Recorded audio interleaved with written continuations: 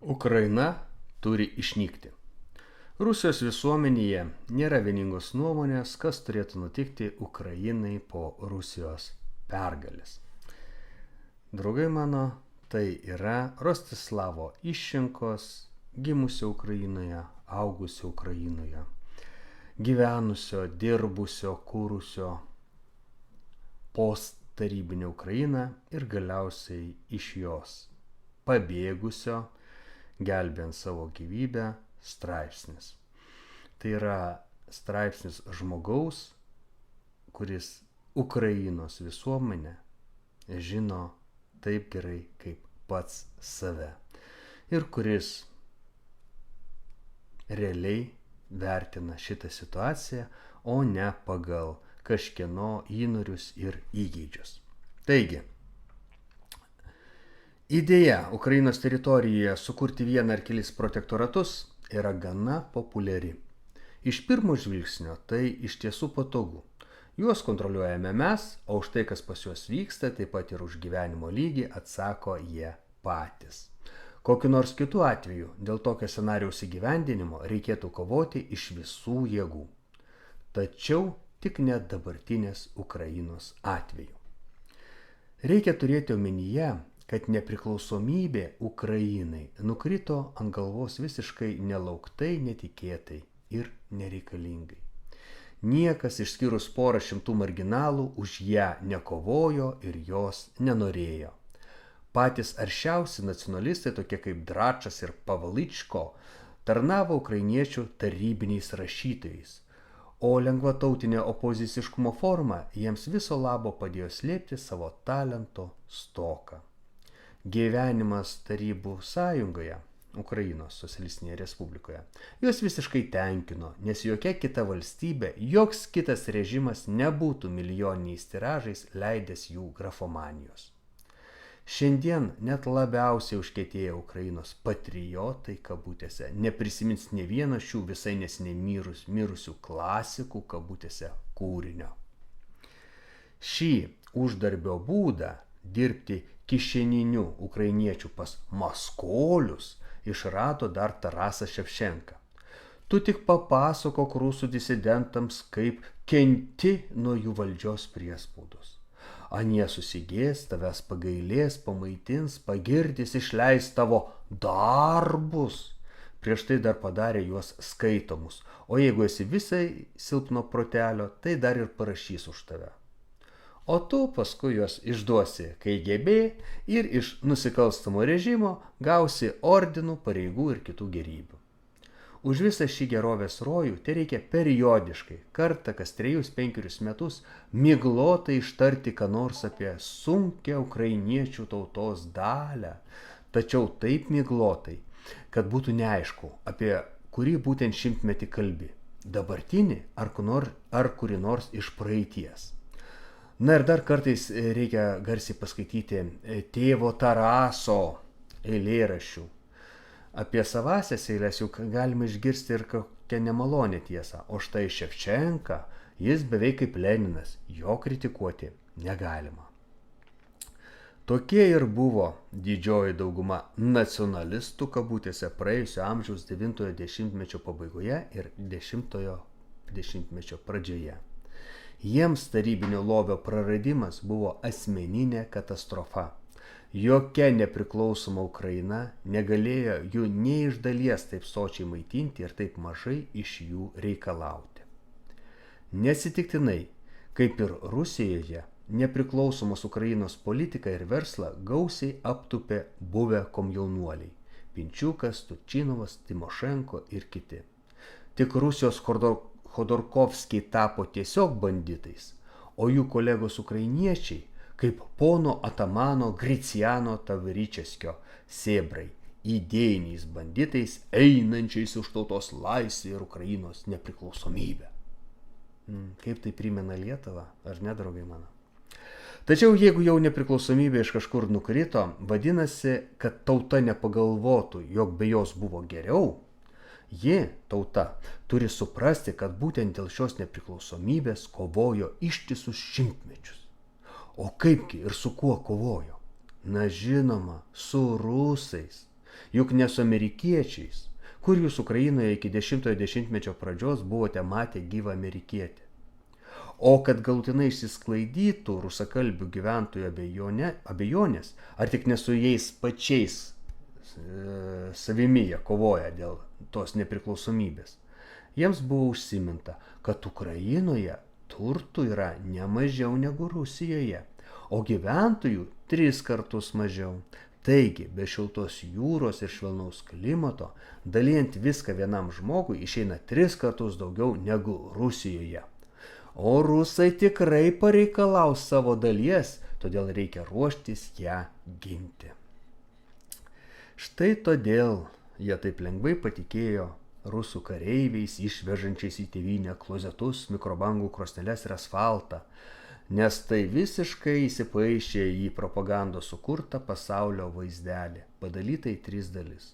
Turtingus ir išmintingus vakarus, turtingą, bet nerūpestingą Ukrainą, kurią išmintingi vakarai netrukus išmokys gerai gyventi, ir skurdžią piktą Rusiją, nenorinčią mokytis iš vakarų, bei iš pavydo svajojančią sutrukdyti Ukrainai tapti europietišką ir pasiturinčią.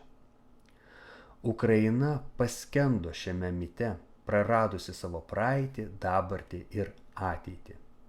Istorijos ir politikos vietą užėmė legenda apie nacionalinę didybę, kurią būtina gelbėti nuo rusų kėslų.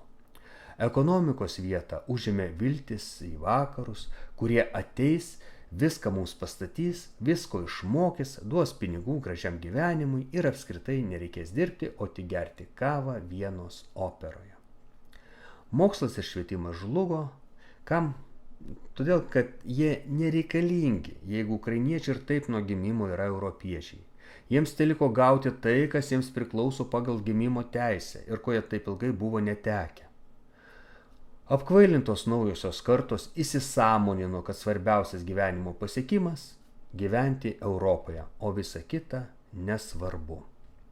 Dabar šie milijonai užzombintų buvusių rusų, pasiskelbusių ukrainiečiais, nuoširdžiai tiki, kad kartu su Europa ir JAV gelbsti civilizaciją nuo barbariškos Rusijos. Jie stengiasi maksimaliai pratęsti niekam nereikalingos Ukrainos valstybės, sugriovusios jų gyvenimus ir atėmusios iš jų ateities kartas agoniją. Kartas, kurios arba žuvo kovodamas už tai, ko iš jų niekas nesiruošia atimti, arba išvyko į vakarus ir bando kuo greičiau tapti europiečiais.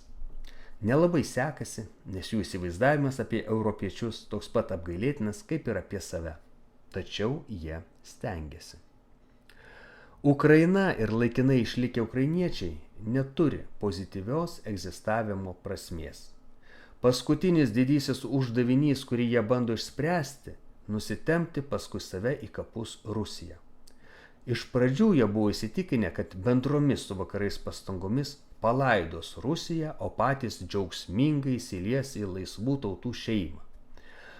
Kai kurie iki šiol laukia, kada pagaliau vakarai sumoks visą savo galę ir akimirksniu pavers jų pralaimėjimą savo pergalę.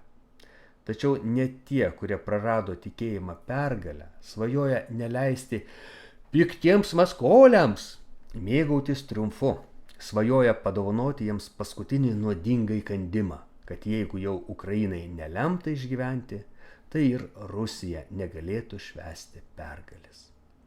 Jeigu atidžiai įvertinsime Zelenskio ir jo gaujos veiklą pastaraisiais metais, įsitikinsime, kad jie iš visų jėgų stengiasi išprovokuoti plataus masto tiesioginį vakarų karinį konfliktą su Rusija. Čia tinka viskas.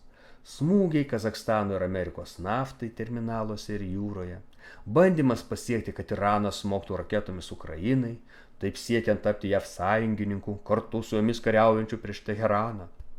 O gal pavyks įtikinti amerikiečius, kad su tokiu vertingu sąjungininku reikia kartu kariauti ir prieš Rusiją? Net atviras girimasis vakarų tiekimais nuo tolimojo nuotolio dronais ir raketomis, kuriomis Kijevas bando terorizuoti Rusijos gilųjį užnugarį, taip pat vieši pasakojimai apie Ukrainos karinių gamyklų statybą vakaruose yra skirti būtent tam, kad priverstų Maskvą smogti NATO šalių teritorijoms.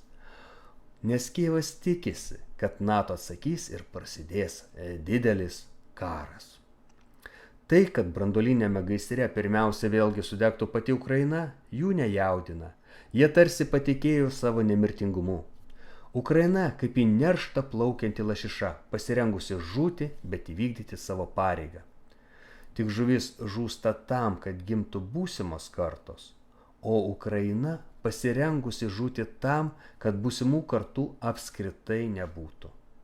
Jeigu jie būtų visiškai sąžiningi, tai ant savo vėliavų užrašytų: tegul žūsta visas pasaulis, svarbiausia, kad žūtų Rusija. Kitokio egzistavimo tikslo, kitokio uždavinio Ukraina neturi. Rusijos žūtis — štai visa sakralinė ukrainietiškumo prasmė.